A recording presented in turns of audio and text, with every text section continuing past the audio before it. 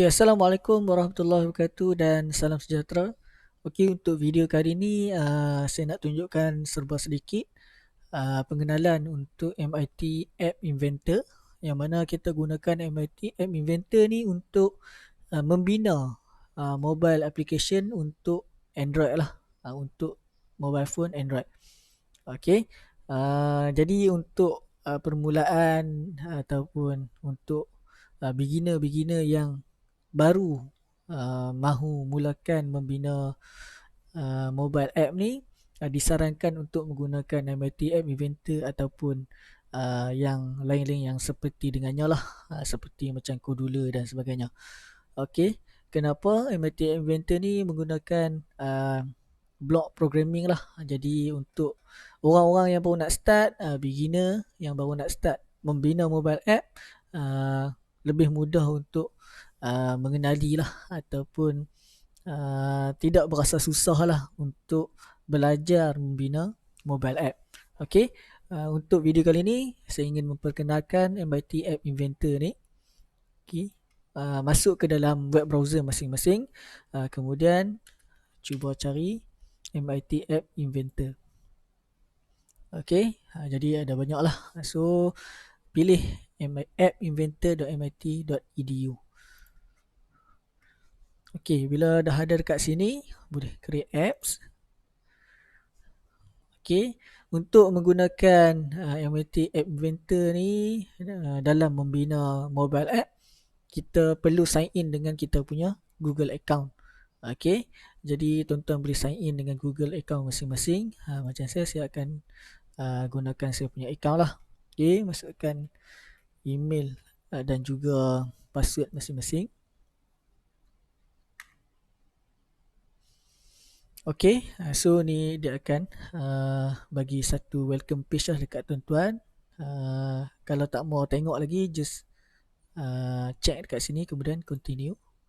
Okey, kalau kita ni baru nak start, jadi dia akan sarankan untuk kita go through few tutorial lah. Kalau tuan-tuan nak ikut dia punya tutorial ni, boleh ikut lah untuk tiga ni, Hello Talk to Me dan juga Translate App. So dia akan guide tuan-tuan lah untuk buat apps tersebut. Okey, tapi untuk kita tak mau, kita nak start a blank project, ataupun tuan-tuan boleh close, start new project, sama juga. Okey, contohnya start a blank project. Okey, kita namakan kita punya project, contohnya test apps. Okey.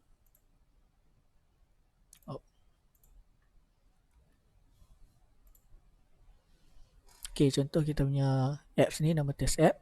Okey, so secara automatik dia akan bawa kita ke designer page. Okey, so kalau tuan-tuan tengok kat sini, ni ialah designer page yang mana terdapat beberapa window di dalam ni. Okey, kalau tuan-tuan tengok kat sini, dia ada satu visual kat sini. Dia cuba tunjulkan mobile app yang mana nanti kita nak susun kita punya komponen-komponen dalam kita punya app nanti dekat sini. Okey, secara mudahnya dia terbahagi kepada beberapa window. Kalau tuan-tuan tengok sini, ada window palette, ada window viewer, ada window components, ada window media dan juga ada window properties. Okey, dekat window palette ni terdapat komponen-komponen yang kita boleh letakkan ataupun susun di dalam kita punya mobile app. Contohnya kalau tuan-tuan nak gunakan button, tuan-tuan boleh drag letak kat sini. Okay, so nanti dekat mobile app tuan-tuan akan ada button lah, lebih kurang macam tu. Okay, kemudian ada banyak lagi kat sini, ada layout lah, ada storage, macam-macam. Okay, dan salah satunya yang famous yang memang akan orang pakai ialah user interface lah. Okay, kemudian kalau tuan-tuan tengok kat sini viewer, ini pandangan telefon lah ataupun mobile tuan-tuan. Jadi bila kita dah siap bina kita punya mobile app, dia akan sama apa yang ada kat sini, sama juga dalam kita punya mobile yang sebenar. Okey. Kemudian kalau contoh tuan-tuan letak button ni rapat ke kiri, rapat ke atas, sama juga nanti dalam kita punya mobile pun sama macam tu.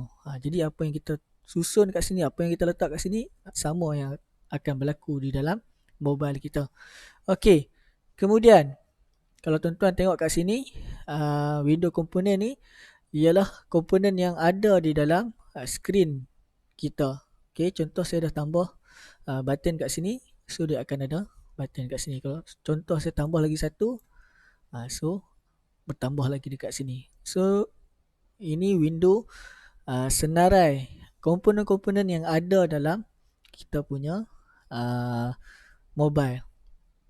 Okey, kemudian kalau kita nak masukkan gambar, nak masukkan bunyi ataupun sound, kita boleh upload lah file daripada luar.